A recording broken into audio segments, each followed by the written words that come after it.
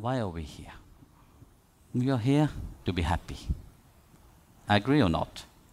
I don't think there's anybody is here to be miserable. Have you met many people who are miserable? It's true. You see, your whole being is Satchidananda. Bhagavan resides inside of you. No?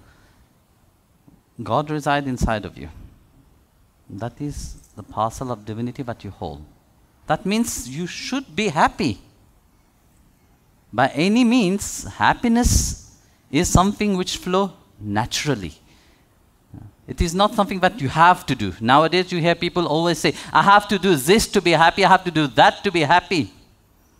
Happiness doesn't depend on anything. Happiness is not depending on what we have, how much we have, or who we have.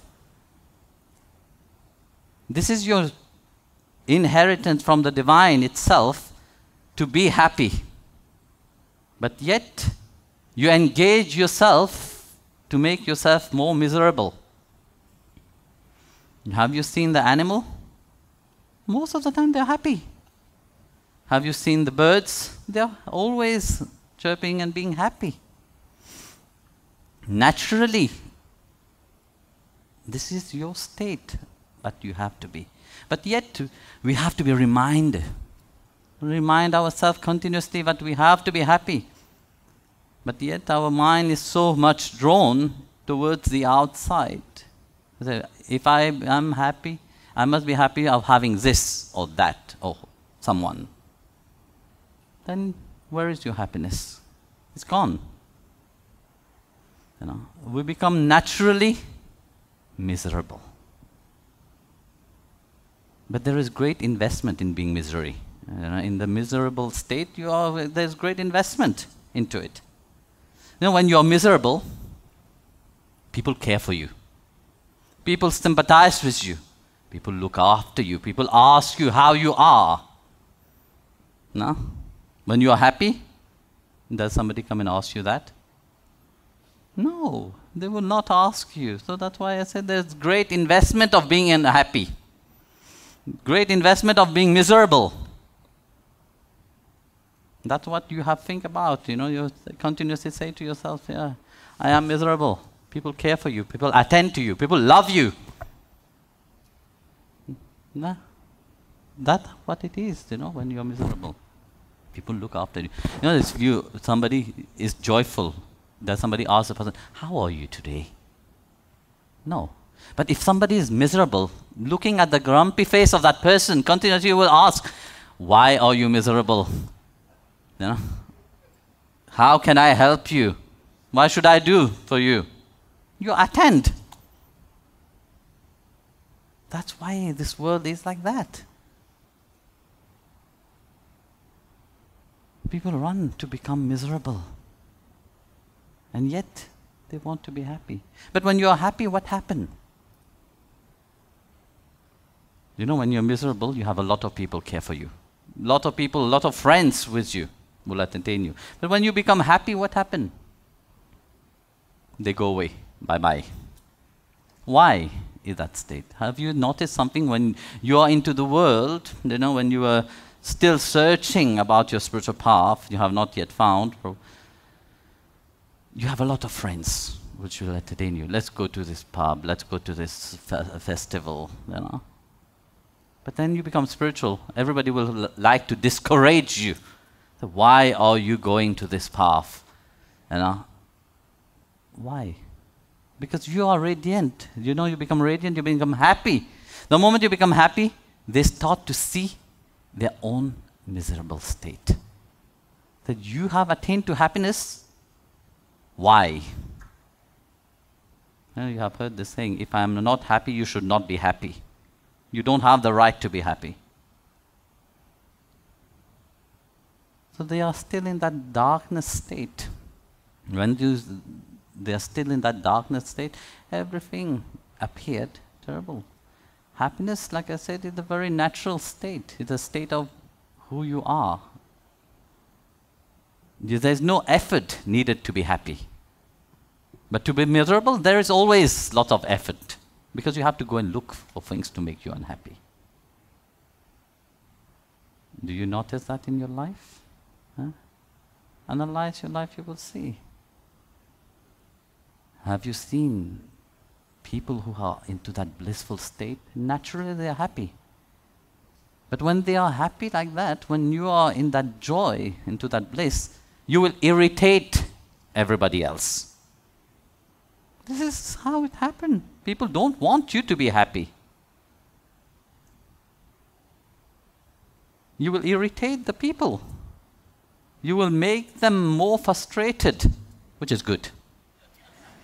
And you should do it more often, because that's what will remind them that they have to transform.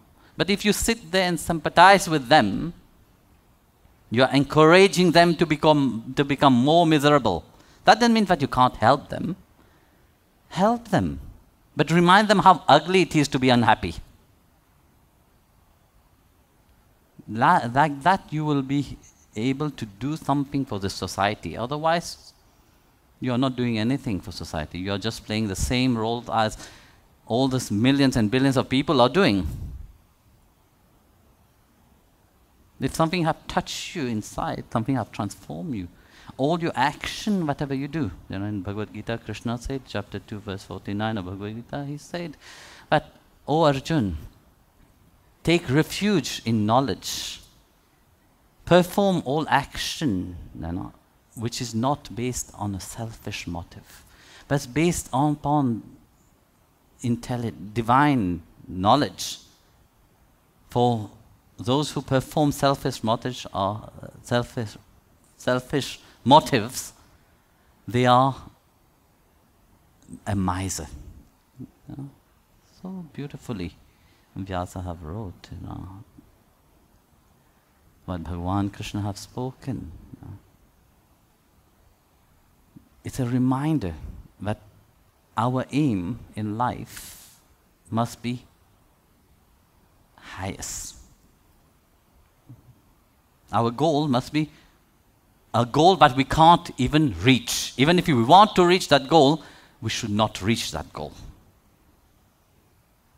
Strange, no? I'm telling you to set a goal where you can't even reach. Because that should not be the goal. The goal is a motive to reach there. If you don't have that motive inside of you, you don't have that excitement inside of you to reach somewhere, you will never reach anywhere.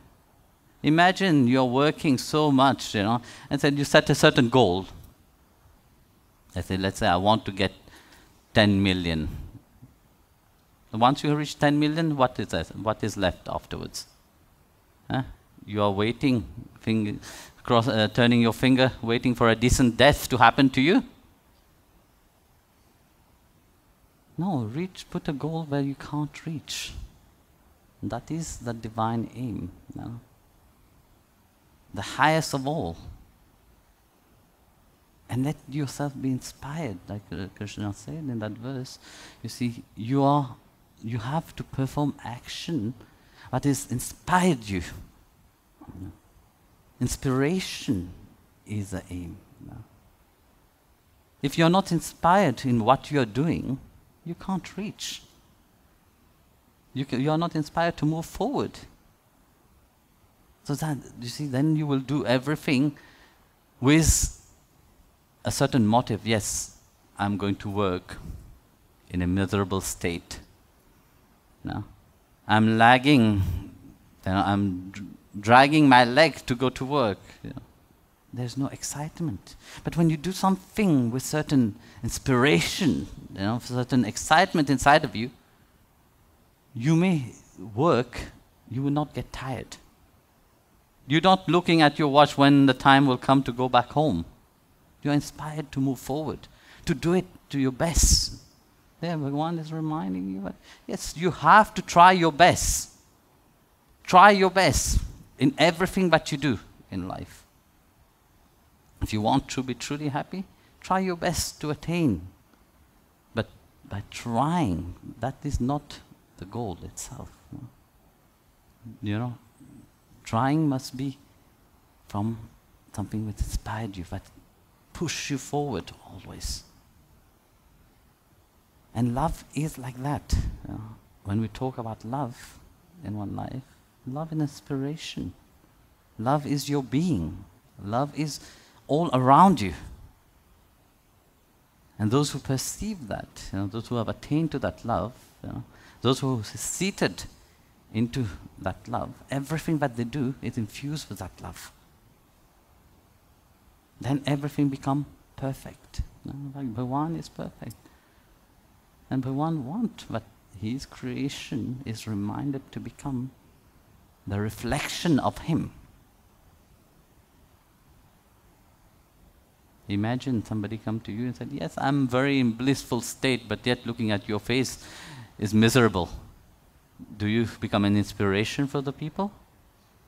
You can't inspire yourself. How do you inspire somebody else? They will run away from you. So become your being, become who you are. Get to know who you are. That parcel of love inside of you, that parcel of divinity which you hold, that potential that you hold inside of you, that's what is waiting to be awakened. And this is the nature of your being, to be joyful and happy.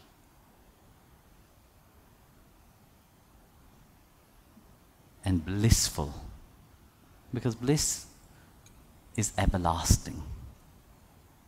There's nothing highest to bliss. That's why we call Bhagavan Satchidananda. Sat means truth. Chit means awareness. And Ananda is bliss. The true, eternal awareness, blissful state which you hold in that. It continues to remind you of that. Not of your miserable, not of your worry, not of your pain. Like I said earlier, you see, nowadays we have taken partnership with our misery. That they have become a very great investment. And we see that every day, everywhere. Because if we are not miserable, we think that people will forget about us. For example, a husband and a wife. If the wife is peaceful, happy, the husband don't remember the wife. Yes or no? When the wife is miserable, automatically the husband can't forget about her. If the husband is miserable, the whole family is unhappy. But it is also a psychological game into that. Like that, he's aware of his family and his friends, because we're trying to care and look after. So this game, everywhere you see it, wherever you go, you see everybody's playing that game. But when you come on the spiritual path, it teaches you that freedom what you hold inside of you, that divine aspect which is good, that to be free to express yourself, to be free to be who you are. And for that you have to learn to accept yourself. Because without accepting yourself, because everybody sit in that fear. If I am I'm being myself, I will be condemned. I will be judged. But this is fine. Let them do whatever they want to do. You be yourself. And awake into that divine glory which you hold inside of you.